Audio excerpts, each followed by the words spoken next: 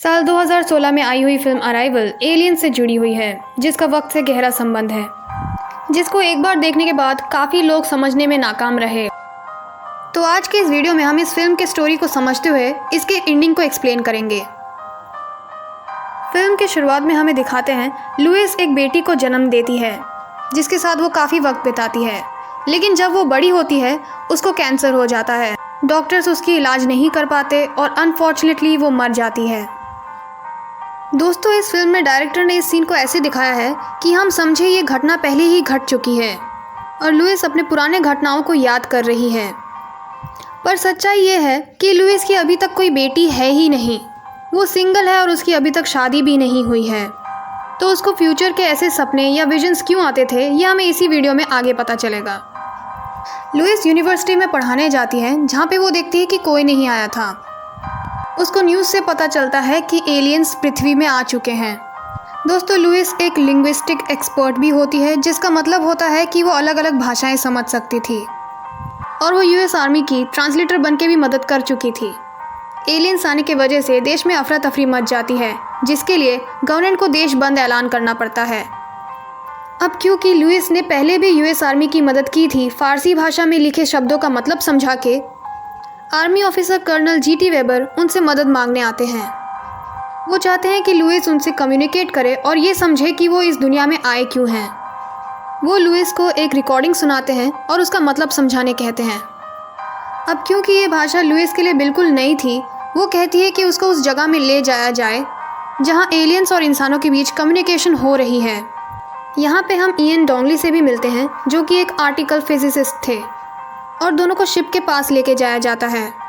दोनों को ये समझना था कि आखिर एलियंस पृथ्वी में आए क्यों हैं और पृथ्वी पर उनके 12 अलग अलग जगह में विमान क्यों हैं और वो पृथ्वी से क्या चाहते हैं। अब वो एलियन के उस शिप से नीचे से ऊपर की तरफ जाते हैं, जहाँ पे ग्रेविटी अर्थ के परपेंडिकुलर होती है, यानी आसमान की तरफ हम पैदल चल के जा सकते हैं। लुइस और डोंगली उधर जाते हैं जहाँ पे एलियंस मौजूद थे। लुइस उनसे कम्युनिकेट करने की कोशिश कर रही होती है और लिख के बताती है कि हम ह्यूमन हैं। एलियंस समझ जाते हैं कि ये कोई रिटन फॉर्म ऑफ कम्युनिकेशन है और वो अपना रिप्लाई भी लिखित रूप में ही देते हैं। इयन भी सामने आता है और उनसे कम्युनिकेट करने की कोशिश करता है। अब क्योंकि एलियंस के 7 पैर थे, वो उन्हें हेप्टापॉड्स बुलाते हैं। हमारा रिटन फॉर्म लीनियर होता है, जबकि उनका सर्कुलर, जिसके एंड्स एक दूसरे से नहीं मिलते। लुइस और इयन उनका भाषा समझने में जुट जाती है। काफ़ी महीनों तक वो इसी पे मेहनत करते हैं। अगली बार लुइस उनसे पूछती है कि वो लोग धरती पे आखिर आए क्यों हैं। जवाब में वो लोग जो कहते हैं उसको डिकोड करके मतलब निकलता है यूज़ वेपन।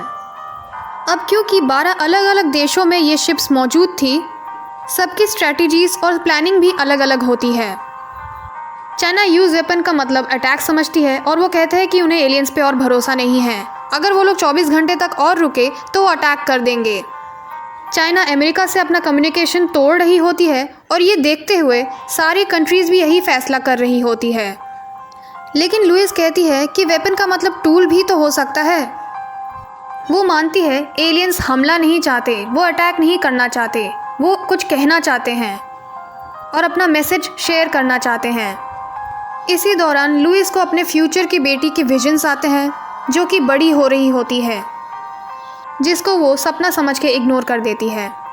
उस शिप में टाइम बॉम्ब फिट कर दिया जाता है, जिस बात से इयन और लुइस धमाके के बाद शिप थोड़ी हवा में ऊपर की ओर चली जाती है ताकि उसमें दाखिल होना मुश्किल हो जाए। अब यूएस आर्मी को लगता है कि बदले में एलियंस भी उन पे हमला कर देंगे, इसलिए कैंप को खाली कराने की आदेश देते हैं। इयन और लुइस उस मैसेज को डिकोड करने में जुट जाती है जो एलियंस ने टाइम बम के फटने से पहले दी थी। करीबी से उस मैसेज का जांच करने के बाद इयन इस नतीजे पे आता है कि 12 रेपिटेटिव साइंस उन 12 विमानों को सिग्निफाई कर रहा होता है। देश यूनिटी दिखाए और मैसेज को डिकोड करे।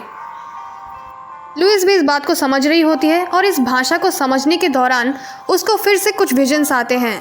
इस बार मॉड्यूल उसे लेने आया है। वो मॉड्यूल में एंटर करती है जो उसको एलियंस के पास लेके जाते हैं। इस वक्त लगभग सारे देश एलियंस को अपना दुश्मन मानकर उन पे हमला करने की तैयारी कर रही है। अब लुइस जब चीन अपना युद्ध करने का इरादा बदल लेती है तो बाकी देश भी यही करती हैं, वो भी युद्ध नहीं करती और सब कुछ शांति से निपट जाता है। एलियंस भी वहाँ से अपना विमान लेके चले जाते हैं। उनके भाषा को बारीकी से समझने के बाद लुइस एक किताब छापती है जहाँ पे वो इस भाषा का मतलब समझाती है, जिस भाषा को समझने के बाद इंसान वर्तमान, भूतकाल और भविष्य एक साथ देख सकता था। फिल्म के आखिर में दिखाते हैं लुइस इयन डॉनली से शादी कर लेती है, उसकी एक बेटी जन्म लेती है जो बड़े होकर कैंसर का शिकार हो जाती है और मर जाती है। बाद में वो लुइस को बताती है कि उसको ये पहले से ही पता था कि ये सब होने वाला है, जिस वजह से लुइस उसे छोड़ के चला जाता है और नाराज़ हो जाता है, जिसके बाद वो अकेले ही ज़िंदगी काटती है। यानी कि फ्यूचर को जानने के बाद भी फ्यूचर बदला नहीं जा सकता। जिस तरह से एलियंस को भी पता था कि फ्यूचर में क्या होने वाला है, इसलिए वो लोग मानव जाति से मदद मांगने आते हैं, क्योंकि वो भी फ्यूचर को जानते हुए उसे बदल नहीं सकते। आशा करती हूँ आपको ये फिल्म समझ में आई होगी। मिलते हैं अगले वीडियो में। Till then bye.